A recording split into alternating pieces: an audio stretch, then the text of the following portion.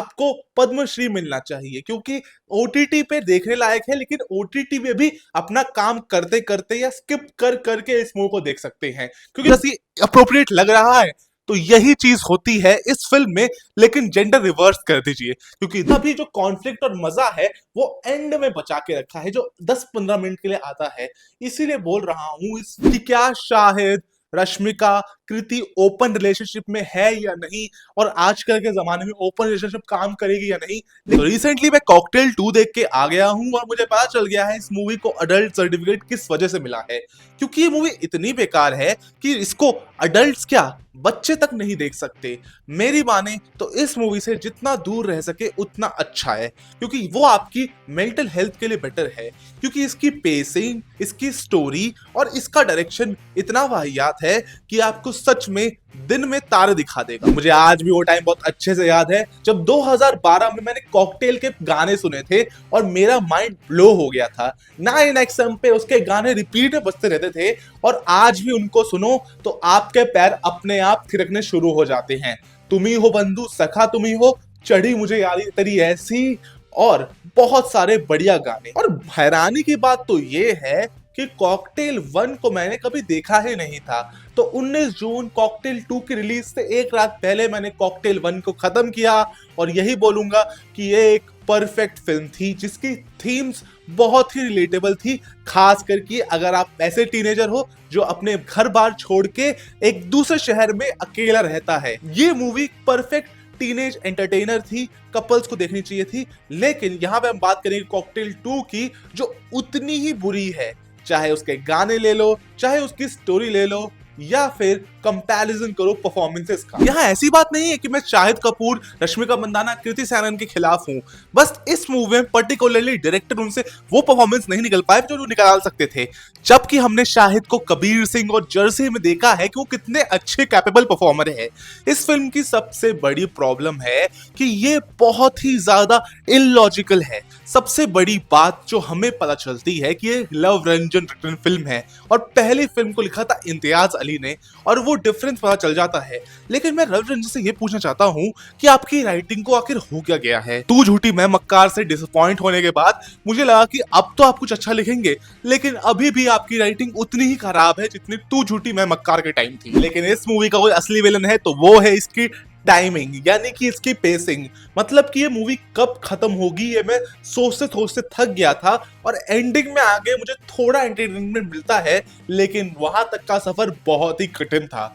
मैं आपको चैलेंज करता हूं, अगर आप ये मूवी एक सिटिंग में खत्म कर दो तो आपको पद्मश्री मिलना चाहिए क्योंकि ओटीटी पे देखने लायक है, लेकिन ओटीटी पे भी अपना काम करते करते या स्किप कर करके इस मूवी को देख सकते हैं क्योंकि फर्स्ट हाफ में तो लिटरली कुछ नहीं होता। और हमेशा ये बात याद रखना, कभी कभी गाने फिल्म को इतना एलिवेट कर देते हैं कि फिल्म अपने आप ही अच्छी हो जाती है, जो मैं कॉकटेल 1 के साथ बोल सकता हूं। लेकिन कॉकटेल 2 के गाने अभी तो मुझे बिल्कुल ही पसंद नहीं आए, क्या पता आगे जाके मैं दोबारा सुनूं तो और अच्छे लगे, लेकिन अभी तो वो असर नहीं दिखा पाए जो दिखा सकते थे। इस फिल्म के कैरेक्टर्स दिमाग से पैदा लगते हैं, दिया, कुणाल, एली, हमें एक भी कैरेक्टर ऐसा नहीं लगता कि वो लॉजिकली सोच रहा है एक एंडिंग को छोड़ के। और एक और बात बताइए, क्या आप ऐसे प्लॉट पे इंटरेस्टेड होंगे जहां एक लड़का अपनी गर्लफ्रेंड पे लॉयल्टी टेस्ट करने के लिए अपने दोस्त को बोलता है कि अपनी उसकी गर्लफ्रेंड को सेड्यूस करे, किसी भी तरह से अप्रोप्रिएट लग रहा है? तो यही चीज होती है इस फिल्म में, लेकिन जेंडर रिवर्स कर दीजिए क्योंकि दिया जो रश्मिका कैरेक्टर है वो कुणाल के कैरेक्टर को सेड्यूस करने के लिए बोलती है कृति सैनन को, क्योंकि एक शक जग जाता है जो कुणाल के बड़बोलेपन की वजह से होता है। लेकिन यहाँ पे कुणाल भी वो चीज इसीलिए बोलता है क्योंकि उसे दिया पे पूरा ट्रस्ट होता है कि वो उस पर कभी शक नहीं करेगी।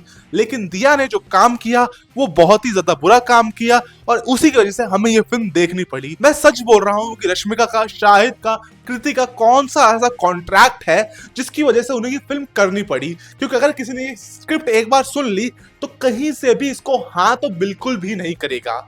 इससे बढ़िया प्रदीप रंगनाथन की लव टुडे देख ले तो वो इस पे ज्यादा अच्छा काम करेगी क्योंकि वो फिल्म भी ट्रस्ट के इशू से डील करती है और इस फिल्म का भी सिमिलर इशू है, लेकिन वो बहुत ही ज्यादा एंटरटेनिंग फिल्म है। यहां तक कि मैं बोलूंगा कि लव टुडे का रीमेक लव यापा भी एक अच्छा खासा एक्सपीरियंस देता है, लेकिन कॉकटेल 2 एक बहुत ही बड़ी टाइम वेस्ट फिल्म है। अगर मोरालिटी को 2 मिनट के लिए छोड़ भी दिया जाए, विल भी फिल्म बहुत ही ज्यादा बोरिंग है।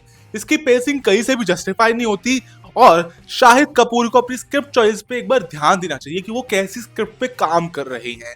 इस फिल्म को लिटरली बनाया गया है कपल्स के लिए जो फ्री फंड में कोई भी मूवी देखने चले जाते हैं, पॉपकॉर्न खाते हैं और वही काम करते हैं जो लोगों को डिस्टर्ब करता है मूवी देखने से। लेकिन अगर ऐसी मूवी चल रही हो तो डिस्टर्ब होना ज्यादा अच्छा लगेगा रेदर देन कि इस मूवी में अपने पैसे वेस्ट करना। अगर कॉकटेल 1 को भी देखा जाए तो वो भी बिल्कुल परफेक्ट फिल्म नहीं है, लेकिन इस फिल्म ने उस फिल्म की काफी अच्छी खासी मेरे सामने इज्जत बढ़ा दी है और अब मैं इम्तियाज अली को एक अलग ही नजरों से देखूंगा और लव रंजन के लिए बहुत ही ज्यादा फिक्र लग रही है कि उनकी राइटिंग को आखिर हुआ तो हुआ क्या है। ऐसी बात नहीं है कि इसमें लव रंजन के कैरेक्टर्स नहीं है, यहाँ पे लड़का बहुत ही ज्यादा सुथरा है, साफ है, लेकिन बहुत ही बेवकूफ है और यहाँ पे लड़कियां बहुत चालाक है, चंट है और बहुत ही ज्यादा इवल इंटेंशन रखती है, जेलसी रखती है एक दूसरे से। तो वो कैरेक्टर्स कंसिस्टेंटली मेंटेन है, लेकिन जितना भी जो कॉन्फ्लिक्ट और मजा है वो एंड में बचा के रखा है जो 10-15 मिनट के लिए आता है। इसीलिए बोल रहा हूं इस फिल्म को थिएटर में देखना एक बहुत ही बड़ा टॉर्चर से कम नहीं है। इससे अच्छा मैं बोलूं कि आप इस फिल्म को रील्स पे देख लीजिए। ये रील्स के लिए परफेक्ट है क्योंकि इसमें ऐसे सीन है जो रील पे वायर जरूर हो सकते हैं और सेंसर बोर्ड ने इसे अडल्ट सर्टिफिकेट दिया है, तो क्यों दिया है पता नहीं, लेकिन हाँ कृति सेनन को बहुत ही ज्यादा इसमें ग्लैमराइज तरीके से दिखाया गया है।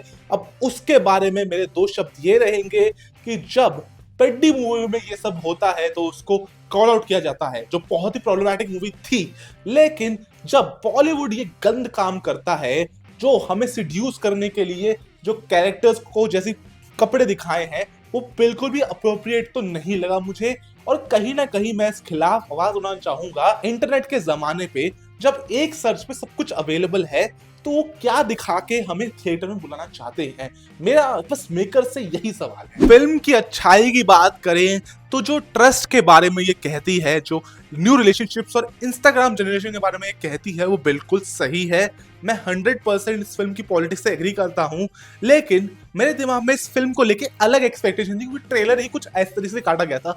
उसे मैं बोलता हूँ क्लिक बेट ट्रेलर, क्योंकि यहाँ पे पॉलीगैमी को एक्सप्लोर करते हुए देखना चाहता था मैं, क्योंकि पर्सनली उसी में मेरा इंटरेस्ट था कि क्या शाहिद रश्मिका कृति ओपन रिलेशनशिप में है या नहीं और आजकल के जमाने में ओपन रिलेशनशिप काम करेगी या नहीं। लेकिन ये फिल्म उसके एग्जैक्टली अपोजिट है और ये एक फैमिली फिल्म है, तो अडल्ट सर्टिफिकेट देना का मजाक मुझे समझ नहीं आया। लेकिन हाँ मैं ये बोलूंगा कि अगर आपका ये मैसेजिंग थोड़ा सा भी भरोसा है तो इसे OTT पे एक बार चांस जरूर देना, क्योंकि थिएटर में तो शायद आप इसे आधे में ही छोड़ के चले जाओ। और ये था मेरा फिल्म कॉकटेल 2 को लेकर रिव्यू। नेक्स्ट रिव्यू किस मूवी पे लेके आऊं कमेंट जरूर बताना और stay tuned on this channel, like share subscribe for more videos like this. Piece.